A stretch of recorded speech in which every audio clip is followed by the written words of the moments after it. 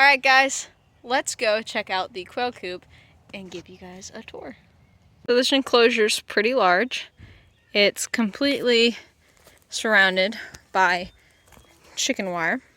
So it's covered all along the ceiling, down to the ground. I have this along here buried because the quail were starting to pop through the fence. We didn't get the right fencing on the bottom, so I have to bury it because the chickens come and dust it and then they break them out. So this is pretty big enclosure for them. They like it, but let's give you a tour inside. So one of my big things with having birds stuck inside of an area for this is their whole life. They're not going to be free ranging like my chickens, because when these things get out, they're gone for good. So one thing I like to do whenever I do have birds, animals, anything that's in a space, I like to make sure they're occupied and that they keep busy, because the last thing you want is boredom.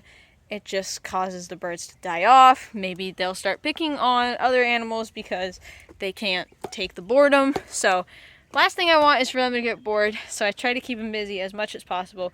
So let's show you the little features that we have in here and give you a quick tour of the quail coop. So the quail really like this moss. It's just some moss I picked up out of the woods. It's got a lot of little bugs, sprouts, roots and things that they like to dig through, and I just added a whole bunch in here, so this will keep them busy for quite a while. I also like how it looks. It's just a cool little addition, makes it look a little bit more natural. And in the center here, I created them a little dust bath.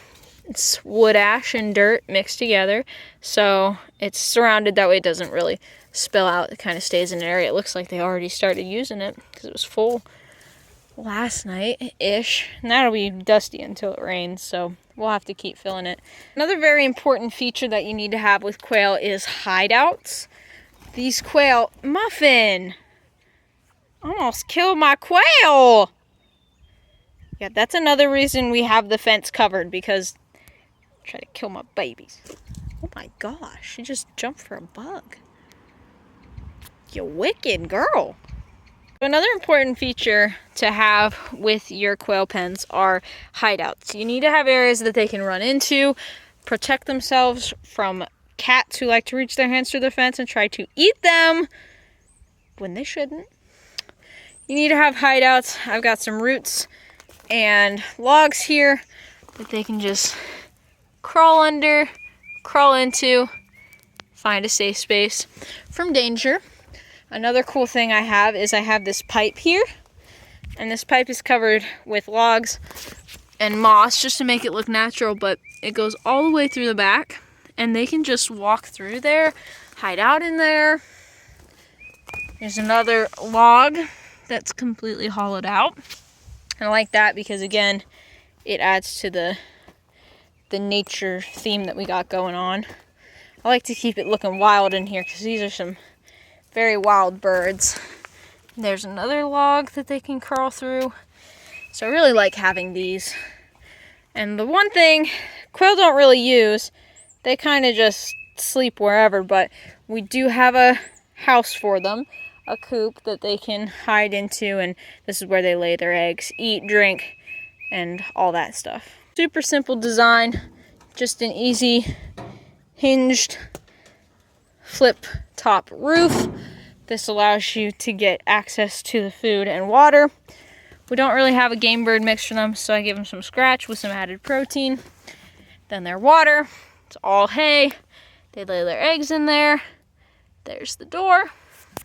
And it's all covered in metal, so they don't sleep in here, but during the winter, it's a good place for them to hide if it was snowing. But these birds, the way they are, they even sleep in the snow. It's just the type of birds that they are. They're wild till the very end. So these are bobwhite quail, if you didn't know. We got them off of a school. They hatched them out for an experiment for the kids.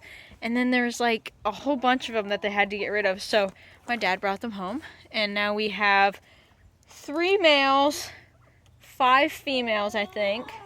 Which numbers for breeding and stuff is not great. But I don't think they're breeding anyway. But I'm not out here a ton to see that. So they're happy. I'm happy. I like to have these enclosures for them. It's just a really neat thing to have on the property to just say, hey, I have like a quail enclosure. Like, you know, it's just cool. They're super fun birds to have. I really enjoy them. And so if you were looking for inspiration on how to build a quail coop or what that would look like, I think the biggest things are make sure it's secure because predators obviously want to get in. Also make sure it's secure so they don't get out because when quail are out, it's really hard to catch them. I've done that before, left the door open one time. Don't do that. It's really not a good idea. So make sure it's secure.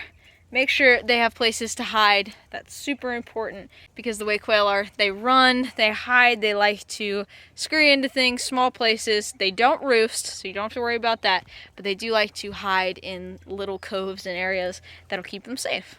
And the third thing is to make sure that you keep them busy. Whenever you have a bird that's in a small space, this is a pretty large space, but whenever you have a bird that's enclosed, try to keep them busy, try to keep them occupied, because the last thing you want is for them to get bored and start making a ruckus in here. So keeping them busy like this, dusting spot to keep them clean, but also to keep them occupied.